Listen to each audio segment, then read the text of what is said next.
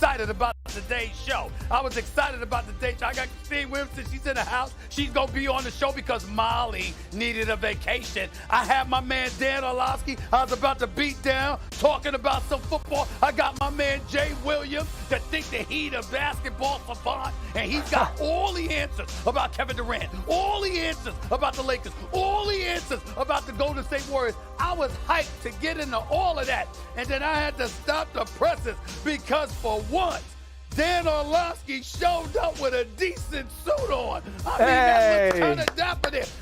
The glasses, they're a bit nerdy and all of that stuff. I'm a nerd. You understand what I'm saying? Looking like the white Urkel, but that's a different subject for another day. At the end of the day, I look you like got Clark on a Kent. nice shirt, decent glasses, and looking at that, I gotta admit, you're looking quite a dapper today, but not as dapper as me. Go figure. First takes in the house. Let's go. That shirt look like. Can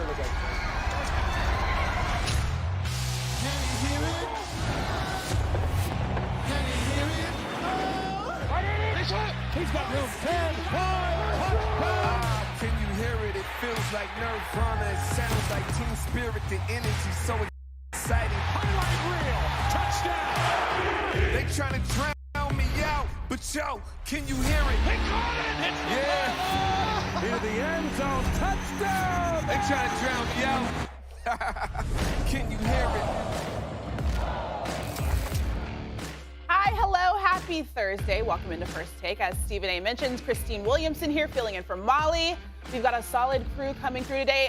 Dan, we kind of matched today. This looks great. Thank you. You look great, Christine. Thank you. I'll be honest. I'm trying to figure out is there a pattern? I'm trying to. It kind of looks like I have a baby head because the baby's head got cut off, but this is like a painting. It's it's art. Okay. It's art. That's what I thought. Educate him, Christine. Educate Actually, him. that's what I thought. I feel great about it. I have no idea. I feel great about it. That's what I thought. All right. He needs Someone tips. needs to give He you needs tips with that striped shirt. It looks like I'm playing Candyland. Come on, why are you trying to hate? You know you love it. You know you looked at this shirt and went like this. He does look pretty smooth today. You know this. Why do you do this? This is Stephen A's tie. You look good too. You look good too. We all look good today. This is Stephen A's tie. Thank you so much. This is why it just hangs. Well, first of all, thank you. First of all, Okay, let's get things started. It's on now. We start in the NFL because Week 11 kicks off tonight with Thursday Night Football. The Packers welcoming the Titans to town. Green Bay coming off of an overtime win on Sunday against the Cowboys, breaking a 5-game losing skid. And their offense putting up the most points they have all season with 31. But this will be a tough one as the Titans have held 3 of their last 4 opponents to 10 points. Now, the NFC is wide open with the top 2 seeds up for grabs and all 4 NFC East teams vying for a playoff spot. And of course, as I mentioned, Aaron Rodgers and the Packers were able to get a win by upsetting the Cowboys at Lambeau on Sunday. Right now, Green Bay remains on the outside looking in at the final wild card spot. Dan, I'm going to start with you. Knowing all of that, how important is tonight's game for Green Bay? It's everything. Their season's on the line. Win and you got a chance, lose and it's over. And it's not only that, Christine, think about this. They come off the game against Dallas last week and they win. If they're able to go and win tonight, that's 2 straight wins versus teams that are already in the playoffs, that are 12-6 combined in Dallas and Tennessee. And all of a sudden it's like, oh, maybe we have legitimately fixed this and solved this. It's the swagger that comes back, the moxie comes back, and then you go and play another playoff team next week in Philadelphia. Imagine what that can do for a football team that has had so much struggle, so many question marks, so many failures this season, candidly, for their confidence. It's not only like if they win, they at least try to survive or keep their season alive. It's how they can do it. This is going to be a very simple game for Green Bay. Tennessee is one of those teams. There's about 3 of them in the NFL that do not give you games. You're going to have to go take it from Tennessee. And Tennessee's unapologetic about who they are. They're going to punch you in the face. They're going to be physical. And they're going to say, we're going to be better than you for 60 minutes at the simple thing. So, like, Green Bay, are you capable of going 2 games in a row, of putting your Hall of Fame quarterback underneath the center and pounding the football with those 2 backs? And then Christian Watson, are you for real? He is so important to their offense. Aaron Rodgers said it this week. That's the first game he's actually, played the whole game this year. Are you for real, dude? Can you do it 2 games in a row? Because I believe that if they do those simple things, put the quarterback under center, pound the football, be really good and efficient on third down, and allow number 9 to win in those one-on-one situations, they got a shot tonight. And they got a shot next week. And they could beat anyone on their schedule, and they could beat anyone in the NFC. If they win tonight, their season's alive. If they lose, go to 2023.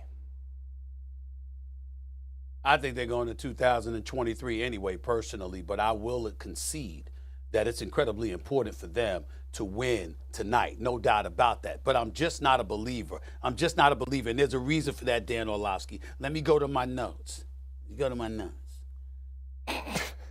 So here's the you legit look like Jaleel White, Steve Urkel.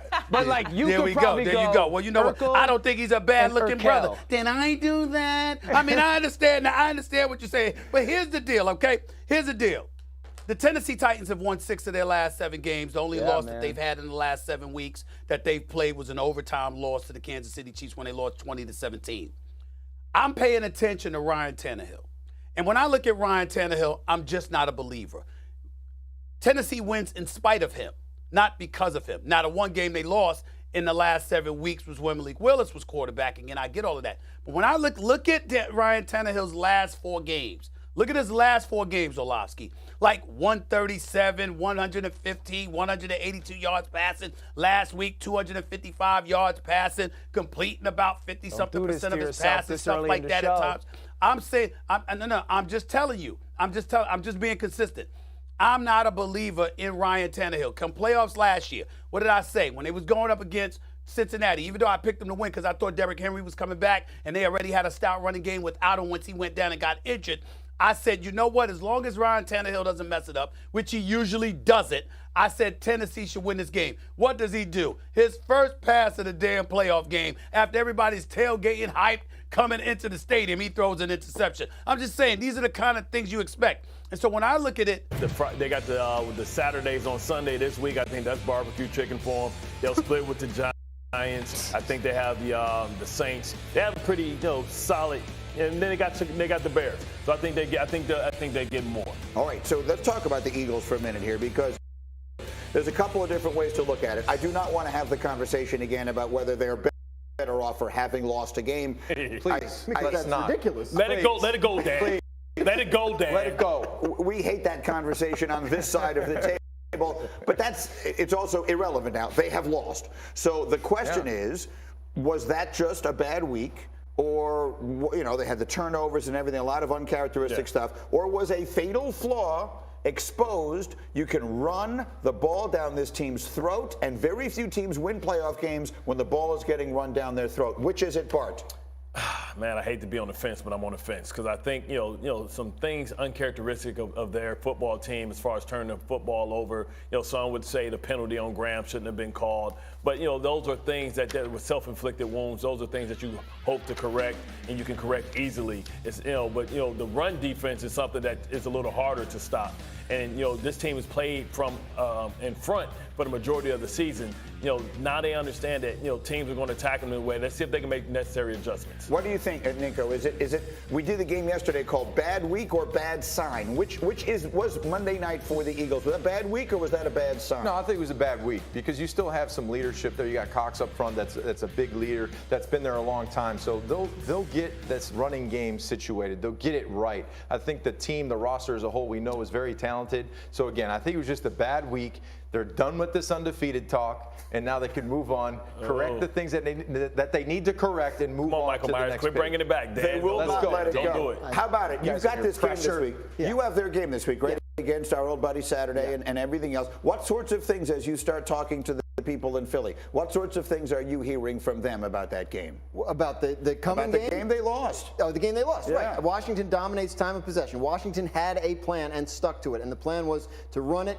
Even when it's not working, keep running it because it eventually will. So if you're the Eagles, you identify this. They went out and made a transaction. They signed Linval Joseph, defensive tackle, used to be with the Giants and the Chargers, right? He's a run-stuffing guy, right? They don't have Jordan Davis, the rookie first-rounder, back yet. He's a big part of their run defense. He's not out for the year, but he's not back for this game either. Yeah. So they know they need to shore that up.